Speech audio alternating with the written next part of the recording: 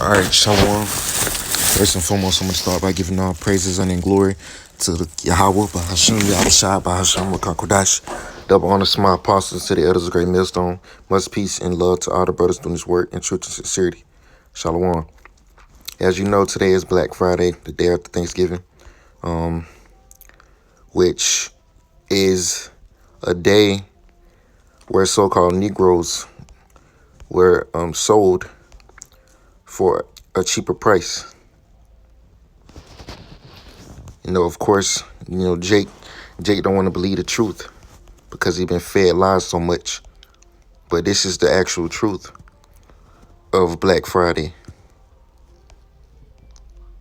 So-called Negro slaves were sold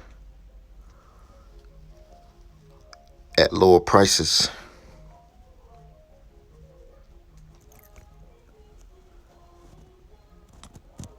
As you can see, these are the so-called prices of a slave, whether male or female.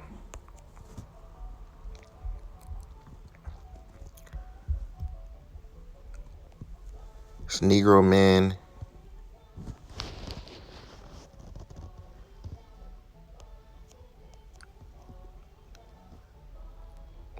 $22, 23 years old, $800. This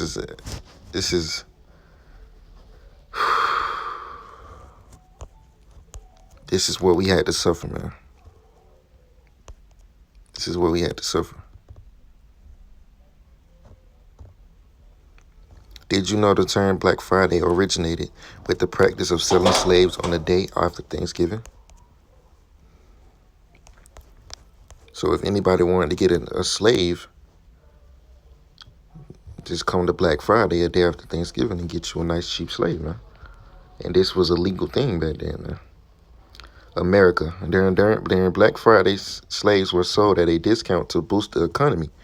Hence, black slaves were of it says African origin, but we know it's talking about the Hebrew Israelites, because that so-called Africans are ones who sold us into the hands of the Edomites.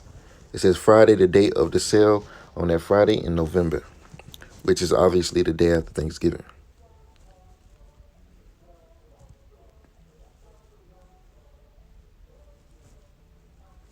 So this is the history behind Black Friday. Us being on auction blocks and being sold off at cheaper prices, man. Let's see that we are entering the times when the Lord is going to recompense. He's going to pay back all of the things that Esau has done to our people. This is 2 Thessalonians chapter 1, verse 6.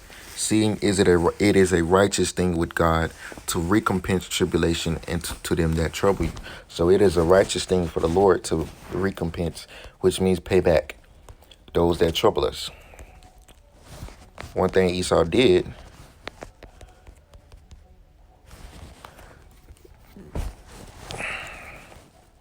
sold us on auction blocks. So it says make amends to someone for a loss or harm suffered. So you're going to have to make amends for that,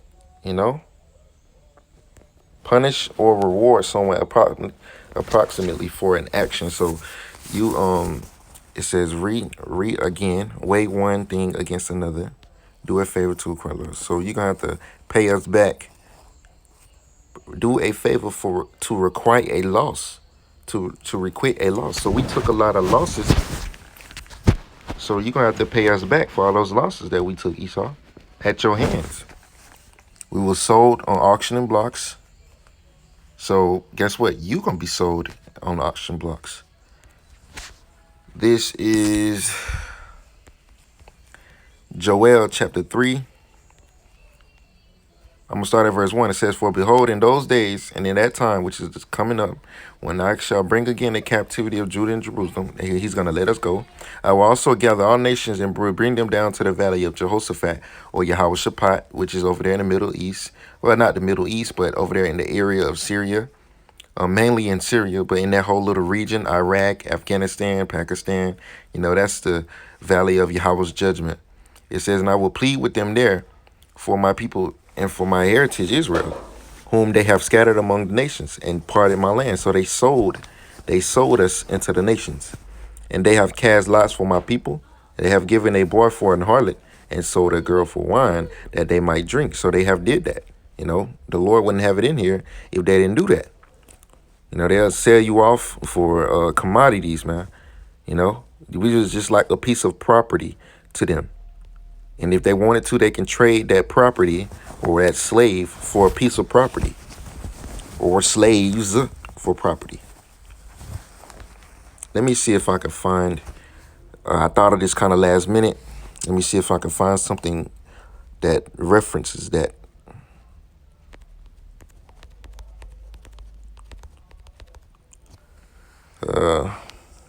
Commodities.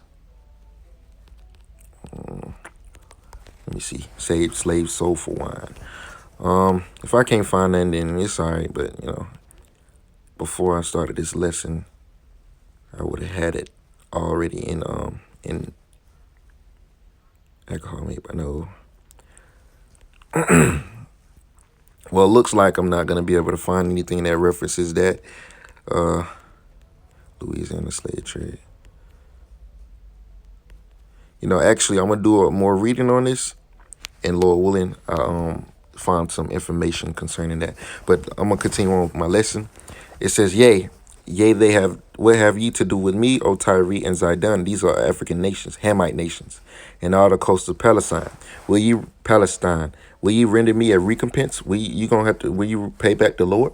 And if ye render me recompense me swiftly and speedily, will I return your recompense upon your own head, because you have taken my silver and my gold, and have carried it away into your temples, my goodly pleasant things.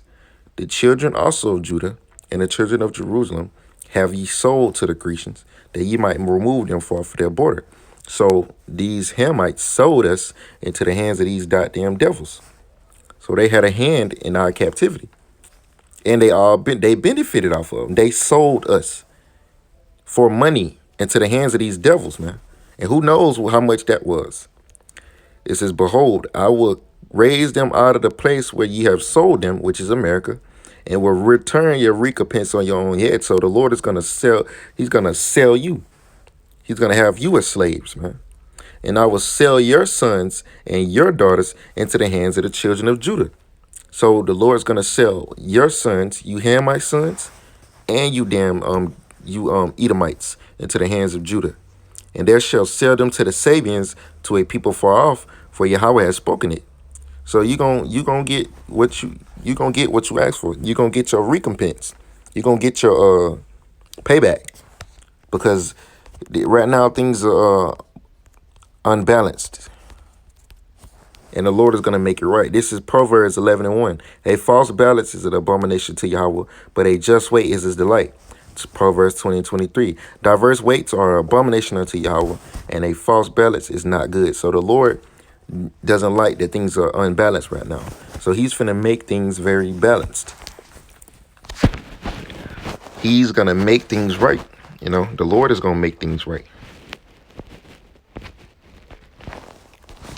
Deuteronomy chapter 30, verse 1, it says, "And it shall come to pass, when all these things come upon you, thee, the blessing and the curse, which I have set before thee, and thou shalt call them to mind among all the nations, whether Yahweh thy God has driven thee, and shall return unto Yahweh thy God, and shall obey his voice, to all that I command thee this day, thou and thy children, with all thy heart and with all thy soul. Then Yahweh thy God will return thy captivity, and have compassion upon thee, and will return and gather thee from all the nations, whether Yahweh thy God hath scattered thee. If any of thine be driven out to the uttermost part of heaven, from thence will Yahweh thy God gather thee, and from thence will he fetch thee. And Yahweh thy God will bring thee into the land which thy fathers possessed, and thou shalt possess it, and he will do thee good, and multiply thee above thy fathers. And Yahweh thy God will circumcise thine heart and the heart of thy seed, to love Yahweh thy God, and with all thine heart and with all thy soul, that thou mayest live. And Yahweh thy God will put all these curses upon thine enemies, and on them that hate thee, which persecuted thee." So that's the point. Once we get done, experiencing the blessing, and experiencing the curses, we're gonna be brought back to our natural state. We're gonna return to our land, and then these heathens will get a taste of the curses of Deuteronomy chapter 28 and the curses that are in Leviticus, because it's gonna be a new sheriff in town. His name is Yahushua. He's a new governor. You know, the Lord is gonna put everything in Yahushua's hands, because he's the way, man. You know, he's the anointed. This is Isaiah chapter 9, verse 6. For unto us a child is born, unto us a son is given, and the government shall be upon his shoulders. And his name shall be called Wonderful, Counselor, the Mighty God, the Everlasting Father, the Prince of Peace. Because the government is going to stand on Yahushua's shoulder. It's his kingdom. By default, it's the kingdom of Israel, because he is an Israelite, and he loves his people. You know? This is Jeremiah chapter 30. Verse 16. Therefore all they that devour thee shall be devoured, and all thine adversaries, every one of them, even you Hamites, you Moabites, all of you heathens are going into captivity. Every one of them shall go into captivity, and they that spoil thee shall be a spoil, and all that prey upon thee will I give for a prey. So you gonna be a prey to the nation of Israel. Revelation chapter 13, verse 9. If any man have an ear, let him hear. This is in the New Testament. He that leadeth into captivity shall go into captivity. He that killeth with the sword must be killed with the sword. Here is the patience and the faith of the saints. That's that. Psalms chapter 149. I'm going to get to the point. Verse 6. It says, let the high praises of God be in their mouth, talking about the Israelites, and a two-edged sword in their hand, and that's a real sword, to execute vengeance upon the heathen and punishments upon the people, to bind their kings with chains and their nobles with fetters of iron, to execute upon them the judgment written. Praise ye Yahweh. Fetters of iron. If you go to an image, I'm pretty sure it's gonna have Jacob here. Yep. Fetters of iron. Take a good look at what fetters of iron is. Them chains, man. You're going to have chains around you. Chains around your neck. Chains around your ankles. You know how Jake be when they in prison? They got chains all over everywhere. You know, legs, thighs, this, that, and the third, man. They have chains everywhere. But see, you going to get the same treatment.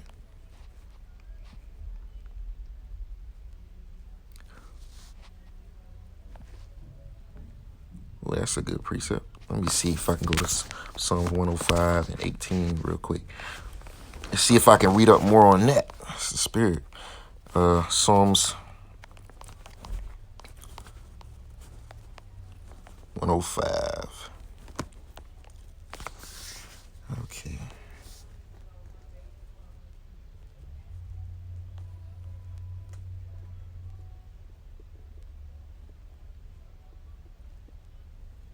Oh, this is speaking about Joseph when he went into the land of Egypt. But he still had fetters of iron on, you know, whose feet they hurt with fetters, who's laid in iron. Until the time that the word came, the word of Yahweh tried him. So this is speaking about the old Egypt. When the Joseph was in Egypt, they say he had fetters of iron. But the point being, he still had fetters of iron. He's still an Israelite, man. Even that's talking about a different time period, though. You know.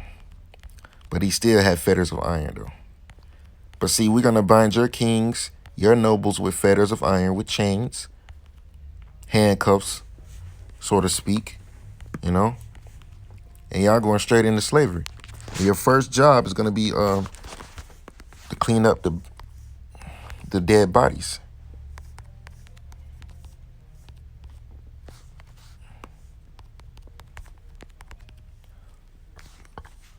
It's continual employment. This is Ezekiel chapter 39.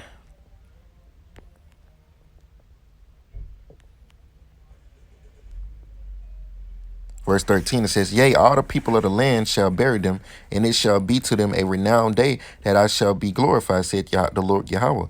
And they shall sever out men of continual, that means nonstop, employment, passing through the land to bury with the passengers those that remain upon the face of the earth, to cleanse it. After the end of the 7 months shall they search. So we're going to sever out men.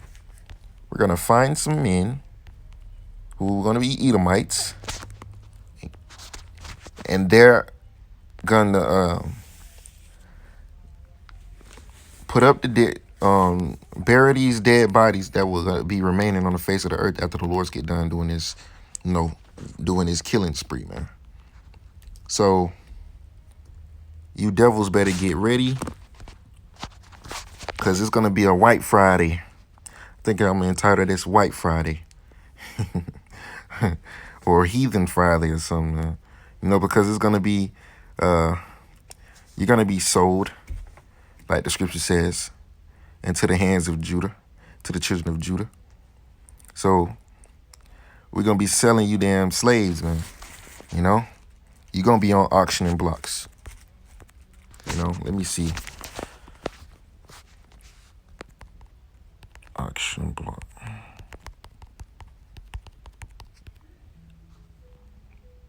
Look at this shit, man.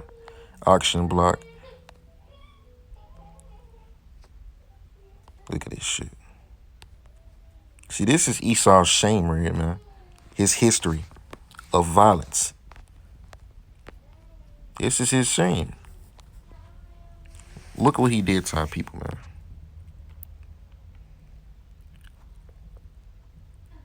Virginia State Senate, removal of slave auction block.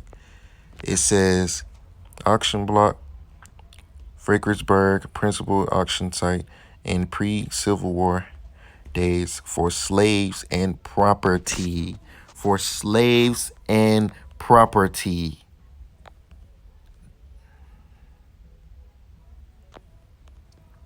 Slave auctioning block. On this site, slaves were bought and sold.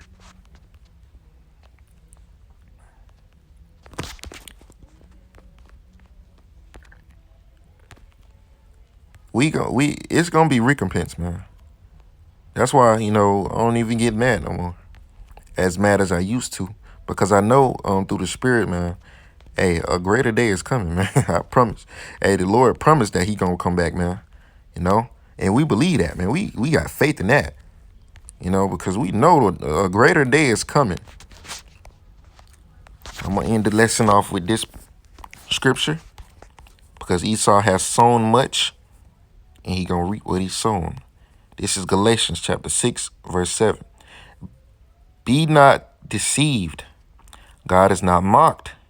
For whatsoever a man soweth, that shall he also reap. So if you sowing violence, death, murder, rape, robbery, the Lord gonna give you what you want. He gonna give you your recompense. Hey, the scripture says this.